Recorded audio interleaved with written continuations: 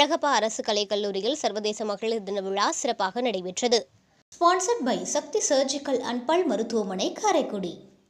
அழகப்பா அரசு கலைக்கல்லூரியில் சர்வதேச மகளிர் தினத்தை முன்னிட்டு நடைபெற்ற சிறப்பு கருத்தரங்கிற்கு கல்லூரியின் முதல்வர் முனைவர் பெத்தாலட்சுமி தலைமை உரையாற்றி மாணவிகளுக்கு மகளிர் தின வாழ்த்துக்களை தெரிவித்தார்.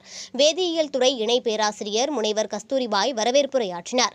விழாவில் சிறப்பு விருந்தினராக கலந்து கொண்ட சென்னை உயர்நீதிமன்ற வழக்கறிஞரும் பவர் மீடியா நெட்வொர்க் தலைவருமான முனைவர் ஜெகன், பெண்களுக்கு உரிமைகள் தானாக கிடைத்துவிடவில்லை என்றும் போராடித்தான் பெண்ணுரிமைகள் கிடைக்கப்பெற்றன என்றும் இன்று சமூகத்தில் நடைபெறும் 5 வகையான பெண்களுக்கு எதிரான குற்றங்களான குழந்தை திருமணம், வரதட்சணை கொடுமை, பெண் சிசுக்கொலை, பணியிடங்களில் நடைபெறும் பெண்களுக்கு எதிரான அநீதி, பெண்கள் மற்றும் குழந்தைகளுக்கு எதிரான பாலியல் வன்கொடுமை ஆகியவற்றை பற்றி விளக்கி கூறியதோடு பெண்கள் பாதுகாப்புக்காக தமிழக அரசு இயற்றி வரும் சிறப்பான நடவடிக்கைகள் குறித்தும் புதிய சட்டங்கள் குறித்தும் விளக்கி கூறினார்.